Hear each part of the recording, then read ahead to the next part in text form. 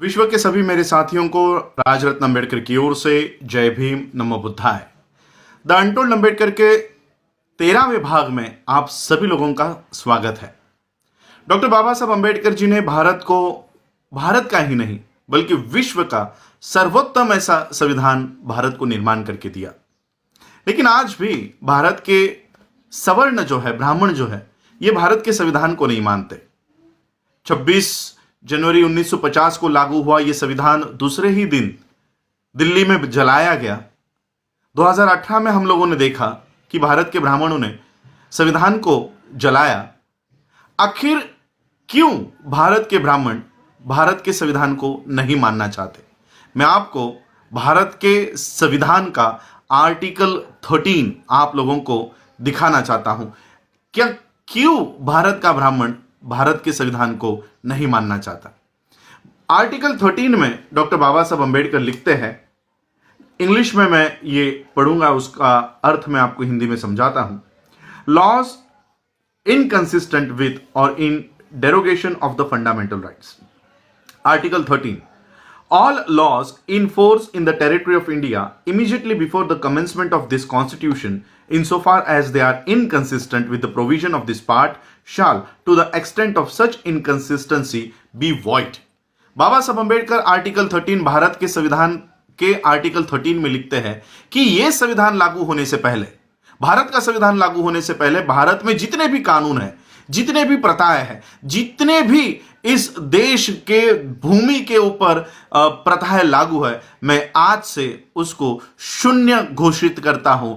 2500 सालों की मनुस्मृति डॉक्टर बाबा साहब अंबेडकर जी ने इस आर्टिकल के माध्यम से, इस संविधान के माध्यम से हमेशा हमेशा के लिए भारत के भूमि से उसको हटा दिया, मिटा दिया। और यही नहीं, आगे चलकर बाबा साहब और कंटिन्यू करते हैं इस आर्टिकल को। Article 13 subsection 2, the state shall not make any laws which takes away or abridges the rights conferred by this part, and any law made in contravention of this clause shall, to the extent of the contravention, be void. आगे बाबा साहब और लिखते हैं कि हमारे मूलभूत अधिकारों को छीनने वाले कानून भारत की कोई भी सरकार कितनी भी बहुमत में आए, कितने भी राज्यसभा में, कितने भी लोकसभा में, संसद में भारी बहुमत से भी अगर वो वहां पर जाकर बैठ जाते हैं तो भी वो हमारे मूलभूत अधिकार को कोई नहीं हटा सकता, कोई नहीं मिटा सकता। एक आर्टिकल में बाबा साहब मनुस्मृति को हमेशा हमेशा के लिए भारत से निकाल देते हैं और दूसरे आर्टिकल में बाबा साहब लिखते हैं कि कितने भी संख्या में तुम लोग आ जाओ, फिर भी इस देश में मनुस्मृति को वापस नहीं ला सकते। और इसलिए भारत का ब्राह्मण इस भारत के संविधान का द्वेष करता है, नफरत करता है, क्योंकि बाबा साहब ने हमेशा हमेशा के लिए 2500 सालों से इस देश में अस्तित्व में रही हुई मनुस्मृति को हमेशा के लिए मिटा दिया। मनुस्मृति क्या है?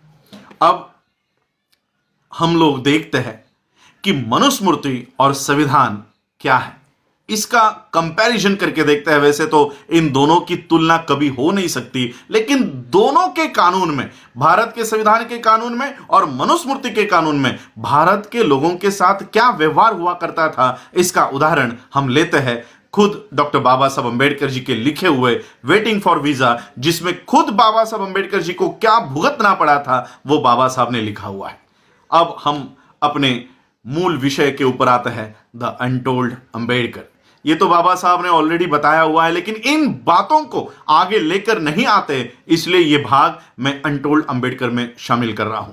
बाबा साहब अंबेडकर जी जब छोटे थे, 12-13 साल के थे, तब उनके पिताजी किसी और जगह पर उनकी पोस्टिंग हो गई थी। और इसलिए जब बाबा साहब के पिताजी रामजी बाबा ने देखा कि अभी बच्चों की छुट्टियां लग गई है, तो क्यों ना बच्चों को मेरे यहां पर बुलाया जाए। तो बाबा साहब के पिताजी ने बाबा साहब को तार भेजी, घर पर एक टेलीग्राम भेजा कि तुम लोगों की अगर स्कूल की छुट्टियां लग गई है तो मुझे मिलने के लिए आप लोग यहां पर 5-10 दिनों के लिए यहीं पर आकर मेरे साथ रहो। ये टेलीग्राम घर पर मिला। रामजी बाबा ने उस टेलीग्राम में लिखा था, उस चिट्ठी में लिखा था कि कौन सी ट्रेन पकड़ के आना है, और जब तुम लोग उस जिस दिन आने के लिए निकलोगे उस दिन मुझे एक टेलीग्राम कर देना कि इस गाड़ी से इस दिन हम लोग आ रहे हैं, ताकि मैं आप लोगों को लेने के लिए स्टेशन पर आ जाऊं। बाबा साहब को ये टेलीग्राम मिला। बाबा साहब ने और बाबा साहब के बहनों के बच्चे, बाबा साहब उस समय 12-13 साल के थे, बाबा साहब जी के जो बहनें थी उनकी शादियां बहुत जल्दी हो गई थी, इसलिए उनके जो बच्चे थे वो भी बाबा साहब से 2-3 साल छोटे थे। तो बाबा साहब और बाबा साहब के बड़े भाई आनंद और बाबा साहब के बहनों के बच्चे, ऐसे 5-6 लोग मिलकर बाबा साहब के पिताजी को मिलने के लिए निकल पड़े। बाबा साहब ने टेलीग्राम कर दिया कि हम इस ट्रेन से उतरने वाले हैं, इस ट्रेन से आने वाले हैं, आप हमको लेने के लिए इस दिन पहुंच जाओ। अब ये टेलीग्राम ही बाबा साहब के पिताजी को मिला नहीं, तो बाबा साहब के पिताजी को पता ही नहीं था कि मेरे बच्चे कौन से ट्रेन से आने वाले हैं और कौन से दिन आने वाले हैं। अब बाबा साहब ट्रेन पकड़ के प्लेटफॉर्म पर आकर उतर गए, सारे बच्चों के साथ उतर गए। सभी ट्रेन में से उतरी हुई भीड़ अपने अपने दिशा में चली गई। बच्चे वैसे ही प्लेटफॉर्म पर अपने पिताजी की राह देख रहे हैं। सभी लोग जाने के बाद स्टेशन मास्टर ने देखा ये बच्चे तो अच्छे घर के लग रहे हैं, अच्छे कपड़े पहने हुए हैं। वो स्टेशन मास्टर इन बच्चों के पास आया और बच्चों को पूछा कि कहाँ जाना है, किनके बच्चे हो। तो बाबा साहब ने बताया, वो टेलीग्राम बताया कि हम मेजर सूबेदार रामजी अंबेडकर जी के बच्चे हैं और हमको हमारे पिताजी ने बुलाया है। वो हमको लेने के लिए आने वाले थे, शायद हमारा टेलीग्राम उनको मिला नहीं है तो इसलिए वो हमको लेने के लिए नहीं पहुंच पाए। हमको इस पते के ऊपर जाना है, हमें यहां पर छोड़ दीजिए। तो स्टेशन मास्टर ने वहीं पर बगल में एक बैलगाड़ी खड़ी हुई थी, उस बैलगाड़ी वाले को बुलाया और कहा कि देखो ये अच्छे घर के बच्चे हैं, मेजर सूबेदार मेजर के बच्चे हैं, आप एक काम करो, इनको इस पते पर छोड़ कर आओ। तो वो बैलगाड़ी वाले ने सभी बच्चों को बैलगाड़ी में बिठाया। बैलगाड़ी बाबा साहब अंबेडकर जी के पिताजी के उस लोकेशन की तरफ चलने लग गई और थोड़ी देर में बैलगाड़ी वाले ने बाबा साहब से और बच्चों से बात करना शुरू कर दिया। और बातों बातों में बैलगाड़ी वाले ने बाबा साहब कौन से जाति के हैं, कौन से वर्ण के हैं, ये सारी हकीकत उस बैलगाड़ी वाले ने प्राप्त कर ली। बैलगाड़ी वाले को जैसे ही पता चला कि बाबा साहब एक अछूत है, अछूत के बच्चे हैं, वैसे ही उसने बैलगाड़ी रोकी और बैलगाड़ी रोककर सभी बच्चों को नीचे उतारा। बाबा साहब ने कहा कि हमको हमारे पिता के यहां छोड़ो। बैलगाड़ी वाले ने कहा कि तुमने मुझसे झूठ कहा और मेरे बैलगाड़ी में बैठे हो। मेरी बैलगाड़ी तुम लोगों ने अपवित्र कर दी है, तुम शूद्रों के बच्चे हो, अछूतों के बच्चे हो, मेरे बैलगाड़ी में बैठना ये तुम्हारा अधिकार नहीं है। बाबा साहब सभी बच्चे बैलगाड़ी से नीचे उतरे। बाबा साहब के पास कुछ पैसे थे। बाबा साहब ने कहा ये ज्यादा पैसे ले लो लेकिन हमको छोड़ दो। अब ज्यादा पैसों के लालच में बैलगाड़ी वाले ने कहा ठीक है, लेकिन तुम लोग अछूतों के बच्चे हो इसलिए मेरे बैलगाड़ी में नहीं बैठ सकते।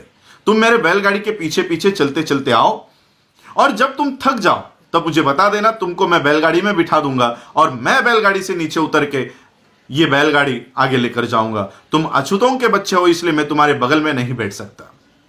तो जिस तरह से तय हुआ, सभी बच्चे बैलगाड़ी के पीछे पीछे पीछे पीछे चल रहे थे। 3-4 किलोमीटर बीतने के बाद बाबा साहब को प्यास लग गई। बाबा साहब ने बैलगाड़ी वाले से कहा कि आपके पास जो पानी है वो मुझे थोड़ा दीजिए, मुझे बहुत प्यास लगी है। बैलगाड़ी वाले ने कहा तुम लोग अछूतों के बच्चे हो, मैं तुम लोगों को अपना पानी नहीं पिला सकता, लेकिन आगे कोई अगर तालाब आता है, कोई नदी आती है तो मैं वो गाड़ी रुकाकर तुम लोग पानी पीकर आ जाओ। बहुत देर हो चुकने के बाद कोई तालाब, कोई नदी नहीं आ रही थी। उस बैलगाड़ी वाले ने देखा कि आगे कुछ पानी दिखाई दे रहा है। बैलगाड़ी वाले ने बैलगाड़ी रोकी और बाबा साहब से कहा कि देखो वहां पर कुछ पानी है। बाबा साहब और सभी बच्चे उस पानी की ओर गए। नजदीक जाकर देखा तो वो कीचड़ में थोड़ा बहुत पानी दिखाई दे रहा था। बाबा साहब ने देखा ये तो कीचड़ है, यहाँ का पानी मैं कैसे पी सकता हूँ। लेकिन बहुत प्यास लगने के बावजूद, बहुत प्यास लगी थी, इसलिए बाबा साहब अंबेडकर जी ने वो मट्टी मट्टी हटाई और वहां का पानी बाबा साहब ने पिया। ये पानी पीने के बाद बाबा साहब अंबेडकर जी को अपने पिता के पास पहुंचाया गया और पिता ने देखा कि मेरे बच्चों की क्या हालत हुई है। और बाबा साहब तब रो रहे थे। तब बाबा साहब को राम जी ने शांत किया और कहा कि देखो कि बाहर की दुनिया में तुम्हारी क्या हैसियत है, बाहर की दुनिया में क्या हैसियत है, और इसी चित्र को तुमको बदलना है, इसी व्यवस्था को तुमको बदलना है। और उसी बच्चे ने जाकर भारत का यह संविधान लिखा। मनुस्मृति के कानून में बाबा साहब को कीचड़ का पानी पीने के लिए मजबूर कर दिया गया था। 2500 सालों की मनुस्मृति को बाबा साहब अंबेडकर जी ने एक ही आर्टिकल में इस देश से हटा दिया और ऐसी व्यवस्था लेकर आए। 2500 सालों की मनुस्मृति और 70 सालों का यह संविधान, इन 70 सालों में इतना बदलाव आ गया कि जिन बाबा साहब अंबेडकर जी को कीचड़ का पानी पीने के लिए मजबूर कर दिया गया था, इस संविधान के वजह से आज हम लोग फिल्टर और मिनरल का वाटर पीते हैं, बिस्लरी का पानी पीते हैं, 50 रुपए लीटर का पानी लाकर हम लोग अपने घरों में पीते हैं। ये बाबा साहब अंबेडकर जी के इस संविधान की वजह से, 70 साल के इस संविधान की वजह से आज हमारी जो परिस्थिति है वो इतनी बदल गई। 2500 सालों का मनुस्मृति हमको पानी पीने के लिए रोकता था, बाबा साहब का ये संविधान हमको बिस्लरी का पानी पीने की इजाज़त देता है। यह है बाबा साहब का संविधान, और इसलिए